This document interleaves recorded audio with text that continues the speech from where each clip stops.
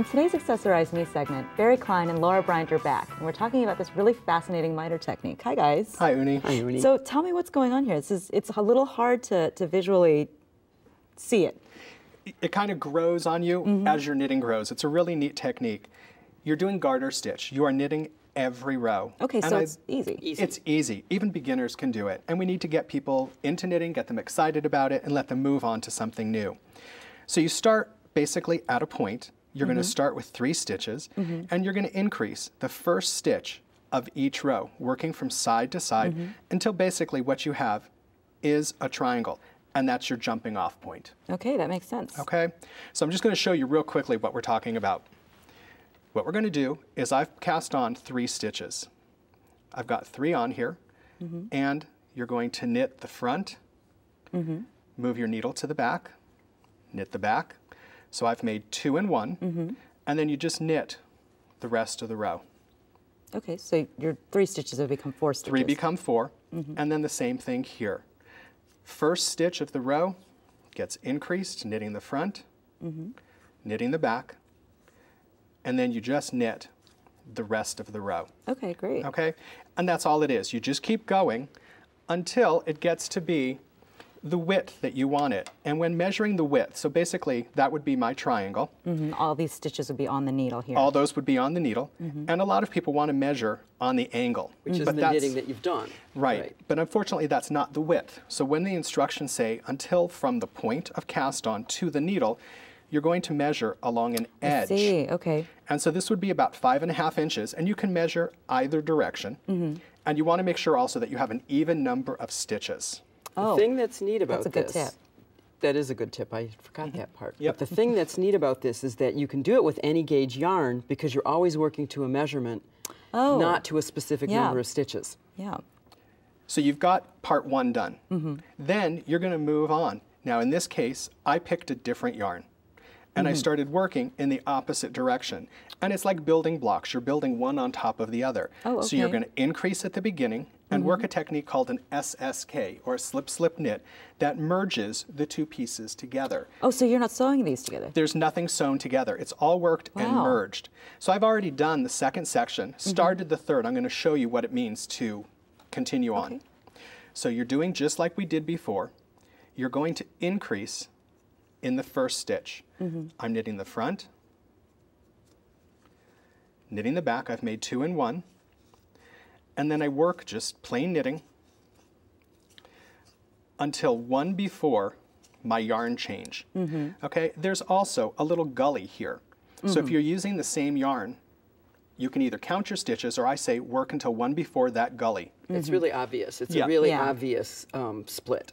Then you do your SSK, slip as if to knit, slip as if to knit. I've moved 2 stitches, and now I put my left knitting needle back in, but in the front, and I knit those 2 stitches together through the back, and I've joined them. I see, okay. So I increased at the beginning and decreased where I merged them. And what happens is the gully goes away, or that little hole goes away. Then I turn around and you just knit back. And you keep repeating that process until this whole next section becomes your new yarn and your old yarn is no longer there. You just said that you changed yarns here. How important is it that the yarns match in gauge? You don't want them to be off by too much. In this case, we've picked 3 different yarns, and they average out in gauge. You can see it starts to puff out just a little bit because of the thickness of the yarn. But really, by the time you get the miter in place, it's going to pull it back in. Especially for a scarf, it's not as important. Right. So people should look on the ball bands for the suggested needle size, and as long as the suggested needle size is needle size and gauge, just about. Then that's okay. Just balance them out as close as possible. And what you can see here and the other things that we have is that in this case, it's 1 yarn, 1 colorway, but there's fiber changes. So it goes from ribbons to wools to a little bit of a fur yarn. And so it's a little more subtle to see where the fiber changes are. This would be the scarf. This is a wrap version, and you can see how much wider it is. It's basically double the width. And here we used the same yarn but different colorways. So you can see where the merges are. You can see where the changes came in, and you get to see the movement of the stitches much more clearly when you're using multiple colors. And is this wider one worked in exactly the same way? You just work until it's wider? Right. So in the beginning, when we measured 5 inches, it would have stopped about here. In this case, it's about 10 inches. Okay. So the tape measure was much broader at the bottom. So this is a great technique for any kind of self-striping yarn, because the stripes, the directionality of it right, really exactly. shows the stripes. Right. In this one here, this is actually a pullover. And the neat part about it is, to make a pullover, it's just multiple scarves. Here's one unit right here. Here's another unit. And you're just sewing those units together. What a smart and way this to build is a a sweater. self-striping mohair. And so it's changing, and you see subtle color variations. What you're wearing, much more colorful and much broader stripes, but this is one colorway.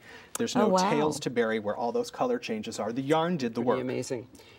There's another neat thing about this one, and that is at the end of a scarf, just like you started in the beginning with 3 stitches, at the end of a scarf you're going back down to those 3 stitches, but in this case when you get to the end you've simply bound off, right? Leaving these long points. You don't square it off at all? No, not squared off, and it's just a great little detail.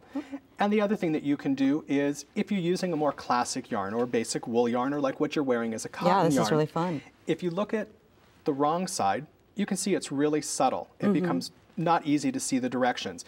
And we've embellished it. We've thrown a really neat ruffle yarn on top, where once you get your original triangle done, you work 1 row of a ruffle yarn. It embellishes it on top and just adds another really fun detail to it. That's so cool. I want you to show everybody just how neat this yarn is. It starts out as a circular tubular yarn. You're just going to take it, tie a real easy knot, because you don't want to have to bury a tail. And you're just going to pick up on an edge, and as you knit it, pick it at random, pull it for a ruffle. That's fabulous. Well, this is a great technique, guys. Thanks so Uni. much.